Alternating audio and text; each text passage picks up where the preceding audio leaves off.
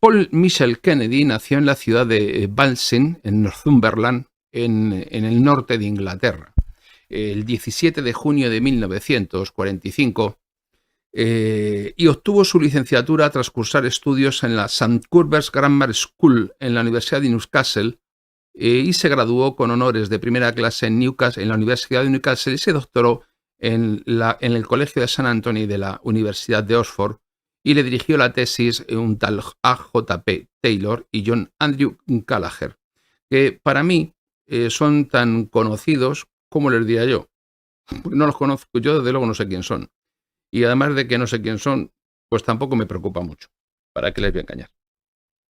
Bien, Paul Kennedy entró en el Departamento de Historia de la Universidad del Este de Anglia en 1970. Es decir, que si cualquier día al salir por la puerta se tropieza con el fantasma del rey Arturo, no tendría nada de particular. Es lo normal.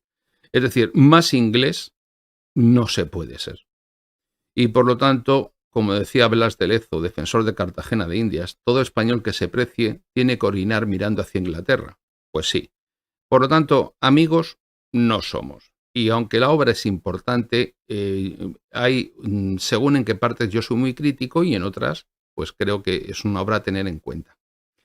Pero siempre desde la mentalidad de que lo está escribiendo un enemigo secular de los hispanoamericanos.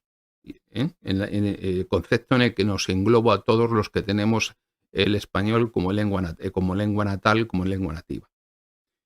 Bien, él, en agosto de 2007, ocupó la cátedra Philip Roman de Historia y Asuntos Internacionales de la London School of Economics y también actualmente ocupa la cátedra Richardson Dilworth de Historia Británica en Yale University. Sí, entiendo que ocupe la de Historia Británica, porque si fuera la de Historia Española tendría problemas.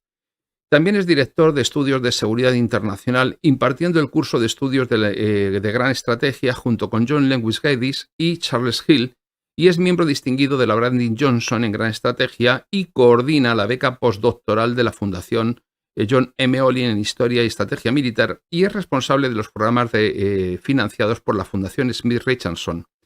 Forma parte del consejo editorial de numerosas revistas académicas y escribe para el New York Times, el The Atlantic y otros muchos periódicos y revistas, siempre, dice, en idiomas extranjeros. No, escribe para los centros de pensamiento anglosajones que luego van los bobos de los editoriales y de la prensa en español, ya sea de Argentina o de Colombia o de España, de donde sea, y que con la boca abierta y cara de tonto mientras se les cala baba, como escribe en inglés y se llama y es un inglés, pues cualquier hallazgo, es decir, se quedan como diciendo, oh, fíjate lo que ha dicho, como en español y en las dos orillas del Atlántico 200 mejores. Pero bueno. Se le ha concedido la Orden del Imperio Británico en 2001 y es miembro de la Academia Británica desde 2003, de la Academia Estadounidense de las Artes y las Ciencias, de la Real Sociedad Histórica Británica y de la Sociedad Filosófica Americana, y ha sido condecorado con la Carl Medal del National Maritime Museum, es decir, con la medalla del Museo Marítimo Nacional en 2005 por su contribución a la historia naval británica. Nunca ha dicho, se le ha olvidado que hasta el siglo XVIII la tecnología de los barcos de la corona de la monarquía hispánica fue notoriamente superior a la inglesa, pero esas cosas tienden a olvidarlas, como la del pulpo que les dimos en La Coruña o en Tenerife, o en Cartagena de Indias.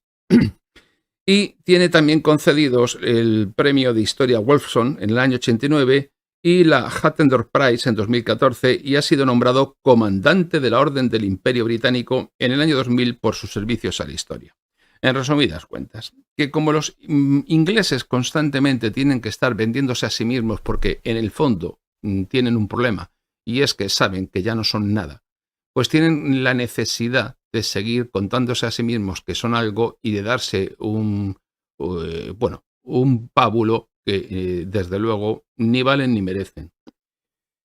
Bien, Paul Kennedy es autor o editor de 19 libros, entre ellos el ascenso del antagonismo anglo-germano, 40.000, preparando el siglo XXI, el Parlamento del hombre sobre el pasado y el futuro de las Naciones Unidas, Y su obra más conocida es la que nos ocupa hoy y que es la que ha hecho que tenga una relevancia internacional y no ninguna de las otras, que es Auge y caída de las grandes potencias, o Ascenso y caída de las grandes potencias, que le editó la editorial Random House, una de las grandes multinacionales que fabrican eminencias. No hay muchos grupos editoriales de libros que a su vez son propietarios de otras muchas editoriales de ámbito nacional, y creo que son 6 o 7 los grupos editoriales que fabrican eminencias siempre en la misma dirección. Difícilmente encontrarán ustedes, por ejemplo, a una persona que escriba en español que tenga algún mínimo espacio fuera de la literatura, de la novela o de la poesía. Como verán, ellos evitan siempre que haya un ensayista en español, me da igual que sea colombiano, venezolano, cubano o de donde sea, que tenga importancia. En el mundo de las ideas no funcionamos para ellos. Solamente funcionamos en el ámbito de la creatividad. Es decir, servimos pues para hacer de camareros en Nueva York, o para bailar salsa, o para tocar las castañuelas y cantar flamenco. Es decir, cosas de hispanos, de speak, como les llamaban despectivamente. Ellos que nos consideran algo así, como dicen allí en Estados Unidos, irlandeses negros, que tiene su tela. Bueno, pues como he dicho, en 1991 editó una colección titulada Grandes Estrategias en la Guerra y la Paz y ayudó a redactar el informe patrocinado por la Fundación Ford, publicado en 1995, Las Naciones Unidas en su segundo medio siglo, que se preparó para el 50º aniversario de la ONU, y su último libro ha sido El Parlamento del Hombre, el pasado, presente y futuro de las Naciones Unidas, publicado en el verano de 2006, también por Random House. Es actualmente, y estas son las últimas noticias que yo he podido obtener, estaba preparando un libro sobre el escritor victoriano británico Rudyard Kipling, que a mí me gusta mucho, por cierto, así como una colección de ensayos sobre historia naval. Uno de los libros de Kipling que merece la pena leer es el libro de las Tierras Vírgenes, que es de donde arranca a la historia que luego Disney contaría en aquella película titulada El libro de la selva. Una película que me encantaba cuando Disney era Disney, y una historia de la de Kipling que era obviamente una visión imperial británica, pero que tiene muchos valores que merece la pena recoger, ¿no?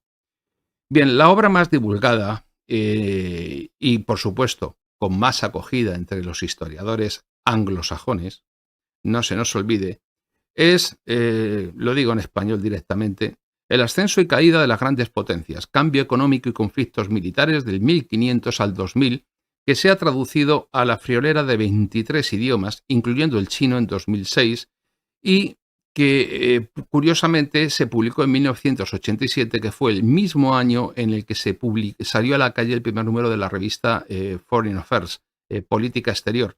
Y en esta obra estudia la interacción entre economía y estrategia en los últimos 500 años. He tratado de reducir al máximo toda la información que tengo, porque de Paul Kennedy, de este libro, se podría estar escribiendo 200 folios o un libro. Lo que ocurre es que, claro, no es plan. Con lo cual yo he tratado de hacer fundamentalmente, y lo que quiero hacer es que, como todo el mundo no se va a leer este tocho, que tiene una friolera de más de 800 páginas, pues en concreto, si les interesa, el libro tiene 838 páginas, 8 capítulos, 12 mapas, 49 tablas y 3 gráficos. Como todo el mundo no sabe hacer eso, pues lo que quiero es dárselo a conocer para que ustedes tengan argumentos, por lo menos para conocer la obra de Kennedy, si se quiere, de forma somera. Un hombre que, desde luego, sí tiene mucha más categoría para mí que el propio Kennedy, y he recomendado algún libro de él, que es Michael Howard, escribía en el The New York Times lo siguiente respecto de este libro de Kennedy.